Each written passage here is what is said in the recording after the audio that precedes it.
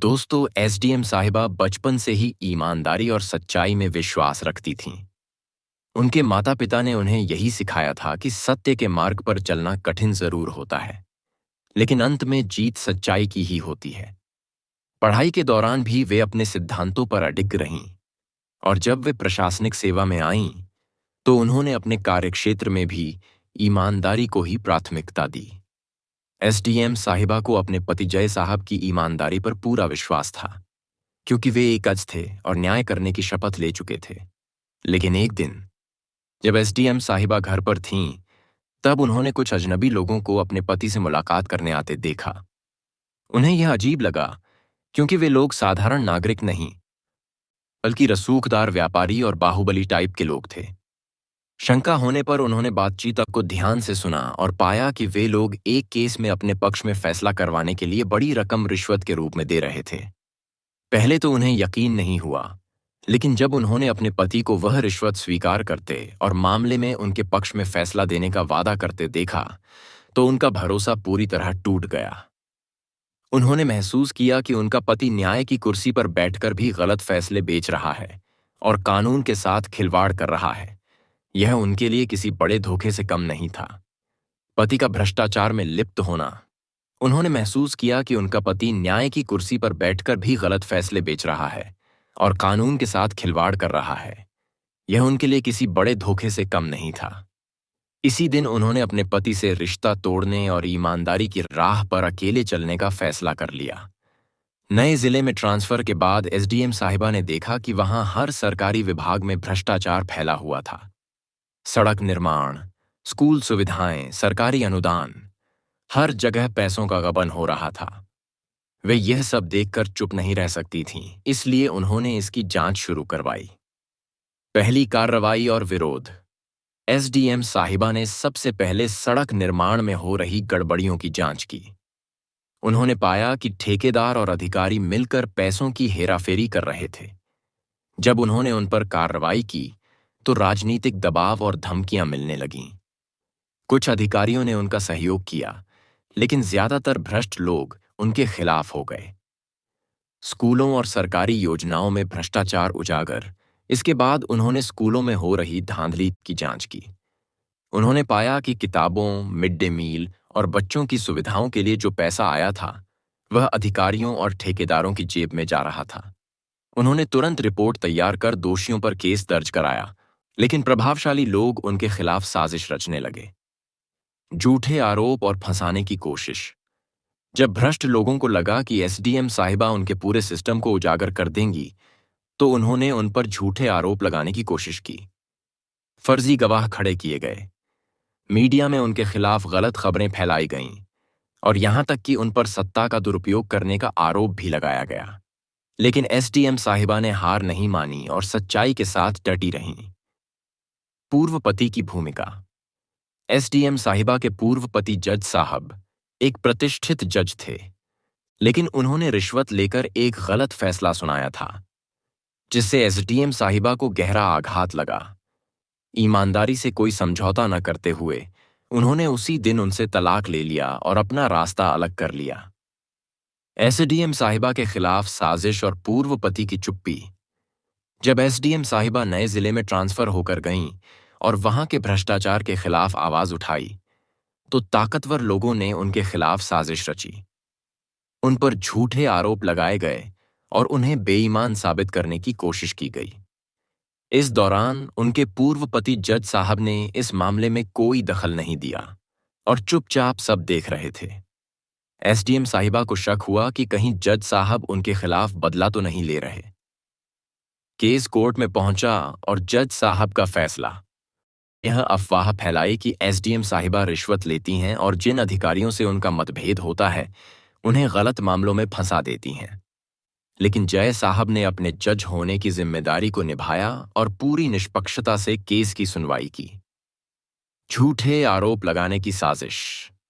भ्रष्ट लोगों ने एसडीएम साहिबा के खिलाफ यह झूठा प्रचार शुरू किया कि वे खुद भ्रष्टाचार में लिप्त हैं और सत्ता का दुरुपयोग कर रही हैं। उन्होंने यह अफवाह फैलाई कि एसडीएम साहिबा रिश्वत लेती हैं और जिन अधिकारियों से उनका मतभेद होता है, उन्हें गलत मामलों में फंसा देती हैं। गवाहों पर दबाव और धमकियां।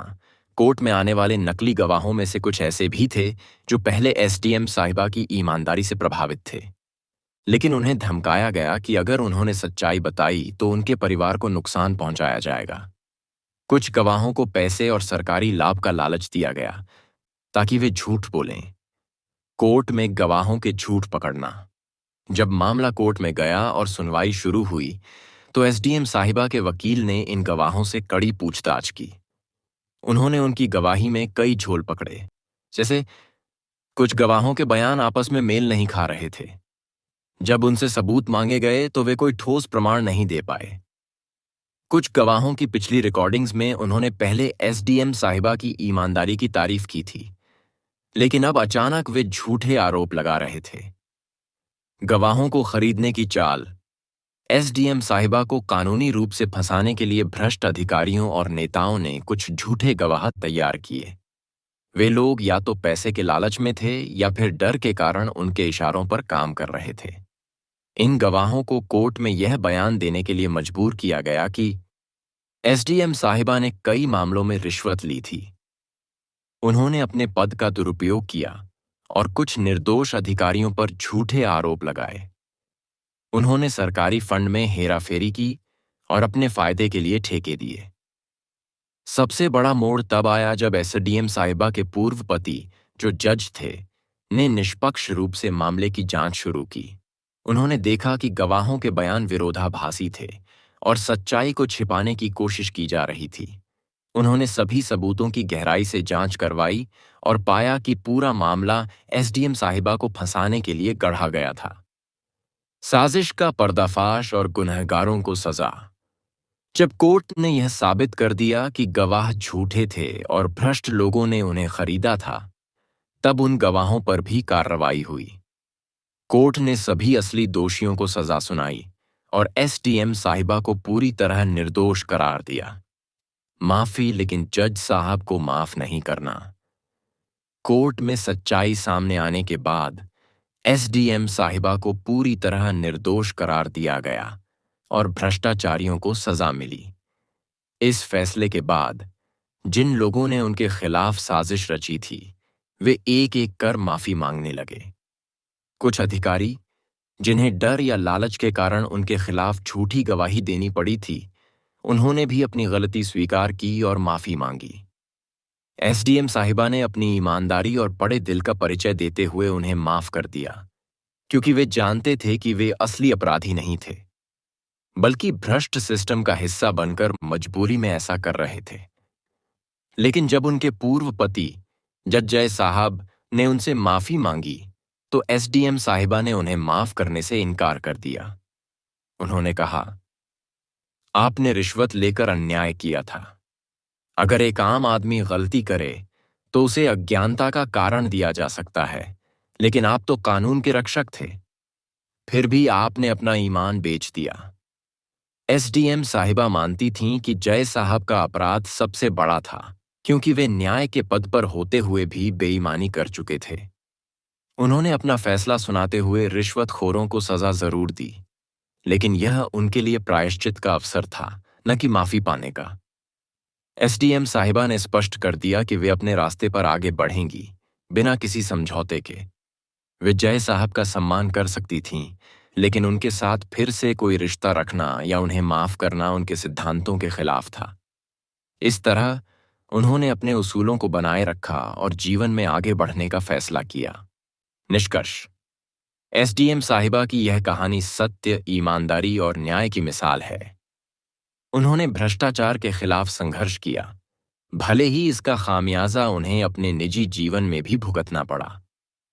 अपने पति जय साहब को रिश्वत लेते देखकर उन्होंने बिना किसी संकोच के उनसे अलग होने का फैसला किया, क्योंकि उनके लिए ईमानदारी से बढ़कर कुछ नहीं था। जब वे नए जिले में आईं, तो उन्होंने वहां फैले भ्रष्टाचार को उजागर किया और इसकी शिकायत की, लेकिन ताकतवर लोग उनके खिलाफ साजिश करने लगे।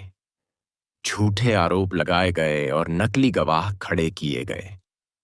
कोर्ट में जब उनका मामला पहुंचा तो संयोग से वही जज उनके पूर्व पति थे। उन्होंने निष्पक्षता से जांच करवाई और यह साबित हुआ कि एसडीएम साहिबा पूरी तरह निर्दोष हैं। हालांकि जब जय साहब ने अपनी गलती स्वीकार कर उनसे माफी मांगी तो एसडीएम साहिबा ने उन्हें माफ करने से इनकार कर दिया। उन्होंने कहा कि एक न्यायाधीश का भ्रष्ट होना सबसे बड़ा अपराध है जिसे भुलाया नहीं जा सकता। अंत में उन्होंने अपने रास्ते अलग रखे और सिद्धांतों के साथ आगे बढ़ गईं। यह कहानी हमें सिखाती है कि सच्चाई और ईमानदारी की राह कठिन होती है, लेकिन अंततः सत्य की जीत होती है। एसडीएम साहिबा का अडिग चरित्र समाज के लिए प्रेरणा है। कृपया वीडियो को लाइक करें, चैनल को सब्सक्राइब करें और बेल आइकन को ऑन करें ताकि आपको नए वीडियो की नोटिफिकेशन मिलती रहे। आपके सपोर्ट से हमें और अच्छा कंटेंट बनाने का हौसला मिलता है।